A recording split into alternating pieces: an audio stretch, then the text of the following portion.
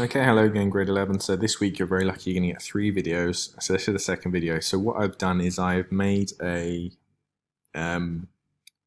example sample IO for you. And in this video I'm just going to talk through my analysis, talk through what I'm hoping to do in this, talk through some points, and then in my third video I will actually just record the IO itself. So my global issue is women are expected to stick to stereotypical representations of their gender.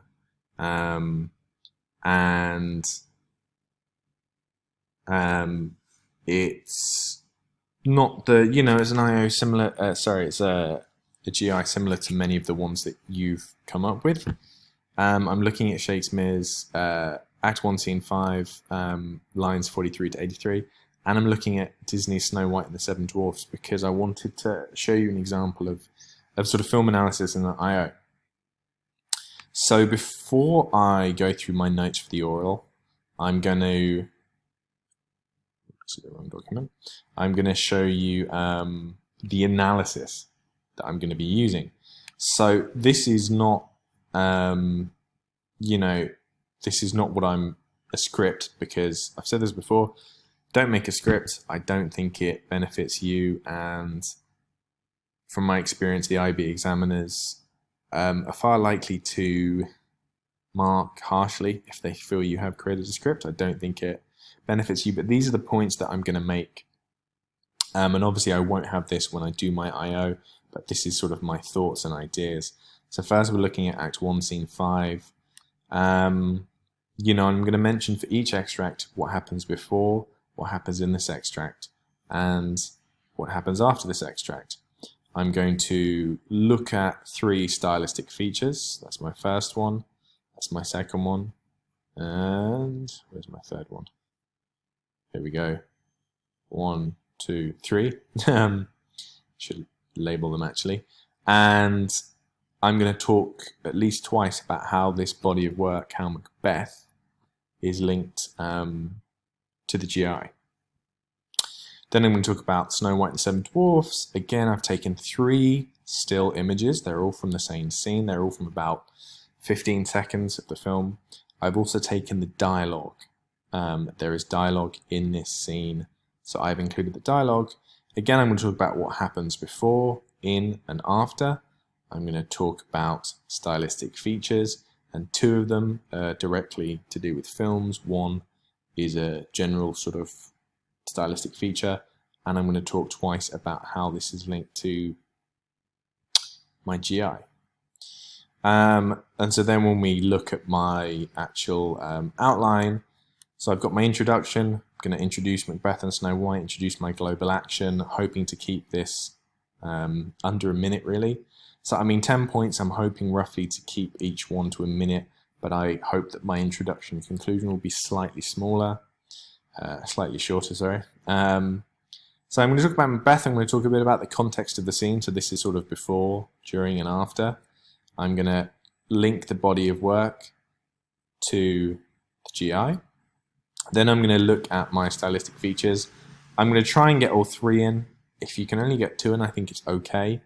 So I'm going to talk about supernatural diction. I'm going to talk about parallelism and the use of metaphors. Then I'm going to make a second point linking this body of work to my GI. That is all I'm going to talk about Macbeth. It should take about 4, possibly 4.5 minutes. Then I'm going to talk about Snow White and the Seven Dwarfs. Again, I'm going to talk about sort of before, during, and after. I'm going to link the link my body of work to the GI. Talk about symbolism. We'll talk about close-up and long shots. So these are my stylistic features. Then I'm going to talk once again about the body of work as a whole.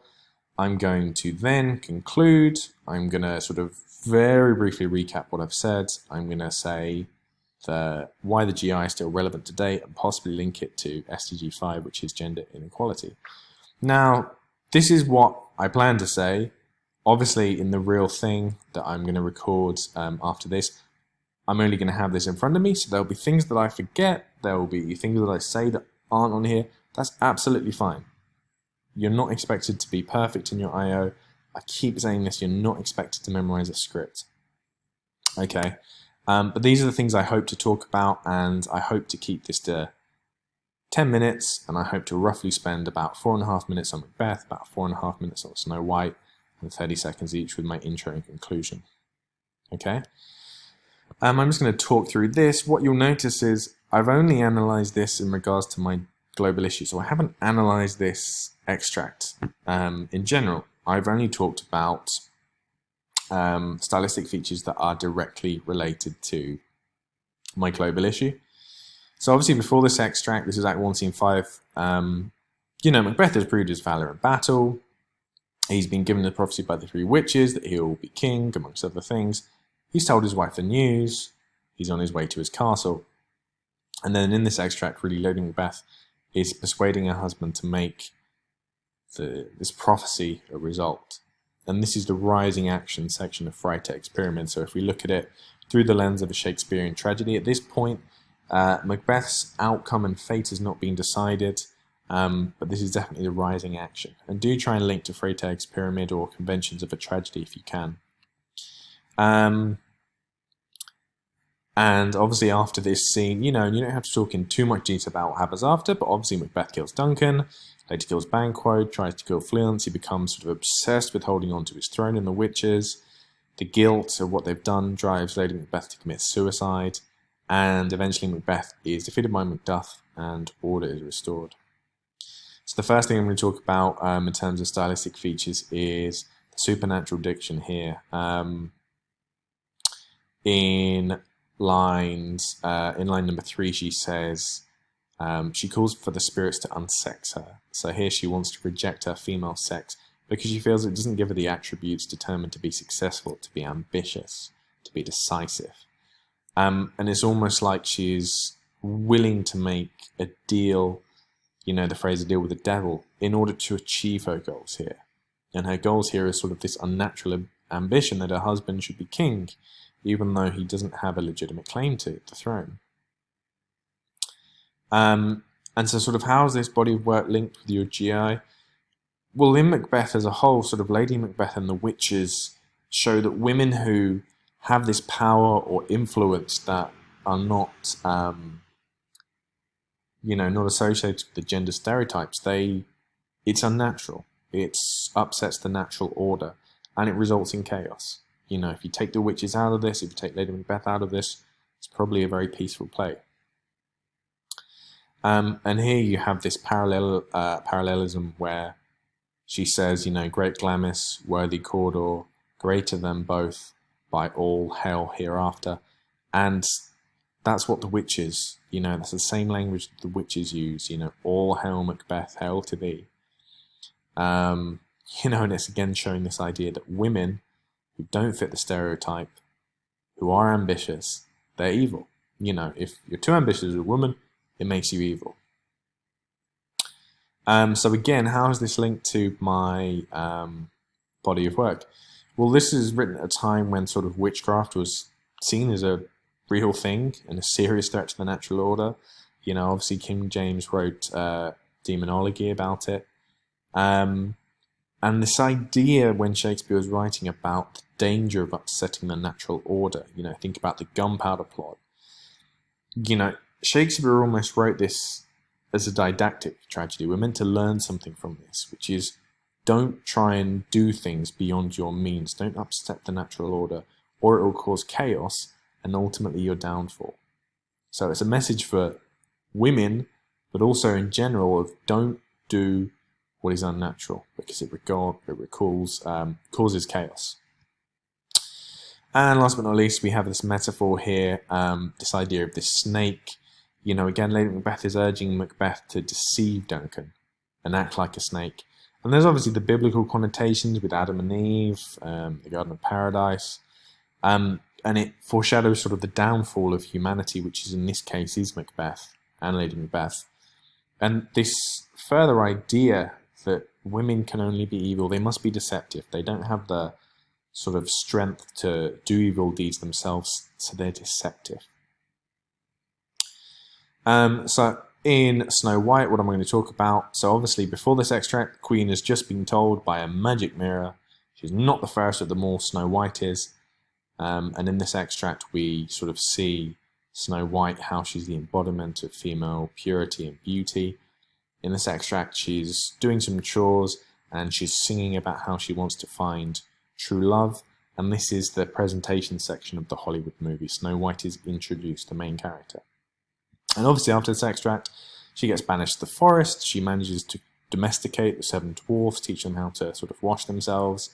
The queen morphs into a witch, tricks Snow White into dying, but then the prince saves her with true love and good prevails. And in the first still, you have the symbolism. These birds are gravitating towards Snow White. It's this female stereotype of being at one with nature. And obviously the birds are white, they're possibly doves, the symbol of purity, symbol of peace. And in this next still, she's singing, she's talking about, I'm wishing for the one I love to find me. So she's singing this song about how her aim in life basically is to find true love. And as soon as she starts to talk about finding love, the camera zooms in on her, we can see her expression more clearly. It really emphasizes how important this thing is, how much she desires it. Despite the fact she's a princess, her only desire is basically for a handsome man, a handsome prince to come and sort of rescue her. And then in the next still, you have this long shot of the prince seen from a distance. You can see him riding on the white horse, again, the symbolism of purity, of good. The castle is in the background to show how majestic he is. And this idea, how's this linked to my GI? The queen represents in Snow White how women who are too ambitious, who upset the natural order, will face their own demise. And it's worth thinking about that sort of many Disney adaptations are based on Grimm's fairy tales. And these have been modified to be more children-friendly. If you actually read Grimm's fairy tales, they're pretty gruesome. They're certainly not children-friendly. There's a lot of rape, a lot of bestiality, a lot of death in there. But Disney films are meant to be didactic. There's a message. And the message here is for females to sort of stick to what is expected of your gender. And in Snow White's case, it's be pretty and await true love. And that's what happens. She's saved not because of her intelligence or her resourcefulness or her courage. She's saved because she's pretty. And the prince sees her and falls in love because she's so beautiful. And so that's the sort of didactic element. And that links back, obviously, to the global issue of how women are expected to stick to stereotypical representations of their gender. So that's what I'm going to talk about in my IO, which is going to be my next video. Obviously, I'm only going to have this in front of me, and I'm going to have a clean copy of the extracts. And I hope this has been helpful. Thank you.